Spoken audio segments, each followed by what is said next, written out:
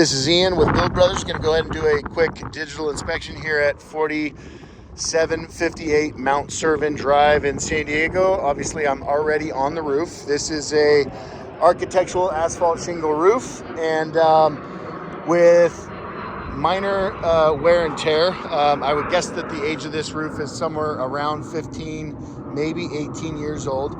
Basically, when an asphalt shingle roof begins to wear, some fiberglass shows up around the edges of the shingle, and we can see that in a little shiny detail that happens around each of the shingles. All indications are that this roof was professionally installed back when it was installed. It is the second layer. We had to actually reach underneath the drip edge to find the original layer of roofing material that's still there. That is allowed by building code. If it were more than 2 layers, we'd have a concern. This is drip edge. That's required on roofing for the last 20 or 25 years in San Diego. And if we reach underneath that, sure enough, there is a second layer of roofing material. This addition that was done above the garage, it was done well. We've got counter flashing or Z-bar underneath there. This is kind of a poor design in that the heat vent is really close to the fascia. It doesn't look like it's caused any problems in the past, but not to code these days, but not everything needs to be to code on older buildings, obviously. The flashings are all intact and still have a nice seal to the pipe from the metal flashing. Those all look great. The skylights appear to be in okay condition and acceptable.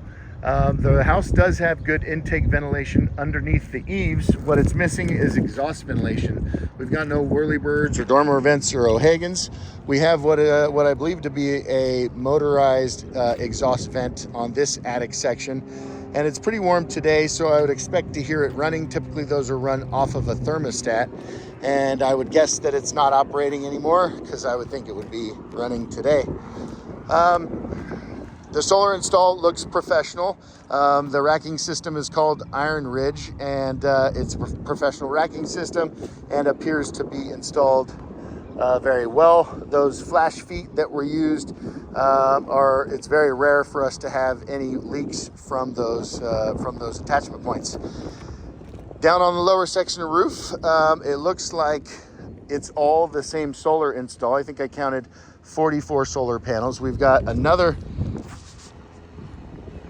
I got to get down on that lower section. I think I can hear that automatic fan running from here. I haven't actually been down there just yet, so I'm going to pause the video and restart it.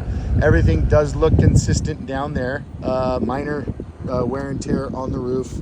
All the flashings are intact. The solar is professionally installed. Ridge caps do have some wear and tear. Ridge caps are those shingles that go along the ridge, and they tend to wear out first. A typical asphalt shingle roof like this that will last about 30 years will go through 2 sets of ridge caps because they just happen to wear out first. Now we're on the lower section. Everything is pretty consistent as what we found on the upper section. The skylight's still in good working condition. The flashings are all installed properly and have a nice seal from the flashing to the penetration. We do have Z-bar counter flashing along this roof to wall transition with step flashing underneath it, so that's all done properly. We've got this one exhaust fan. This one is running and does not appear to be in great condition. Looks like the shroud is starting. This one's made out of plastic. It looks like it's at the end of its life expectancy. Ridge caps are pretty badly worn, but still intact. And we did find one little piece of damage here and one here, so pretty minor.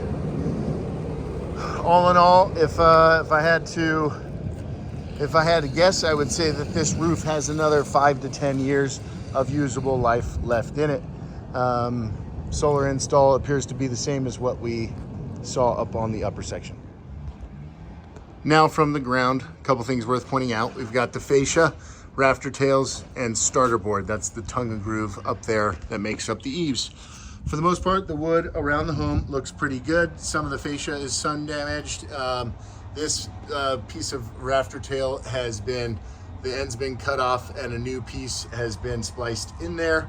That's fine, and that is okay by building code, assuming there's not 2, 3, 4 of them in a row done like that. What would happen is that the structural integrity of the overhang is now compromised, but this all looks pretty good. We do have intake ventilation that allows cool air into the attic space, but then it is rooftop exhaust ventilation that allows the hot air out. So we've got good intake ventilation, but poor exhaust ventilation on this roof. Oh, the solar edge inverter over on the far side of the house. Might as well point out, there must be another inverter in the garage, because this one is only showing 21 out of 21 panels. So I'll share a couple just little things with you. That's a solar edge inverter. There's a little button under here that turns the screen on. We see 21 of 21. So that means 21 panels are registered and producing on this inverter. If there is another inverter, it's in the garage, or this inverter is missing half of the system up there. I think we counted 44 panels. So I don't have access into the garage, but just worth pointing out. We come over to the SDG&E meter, and we can see that little square, square, and triangle basically creating an arrow to the left. With that, and that. That little arrow to the left means that the system is backfeeding the grid or producing more electricity than what the house is using. If we open up this, we see that there is only one breaker labeled PV, and so I have reason to believe that only half of the solar system is working. If there was some other equipment in the garage, then maybe that was handling the other 23 panels. But from what I can tell here, it looks like only 21 out of 44 panels are producing.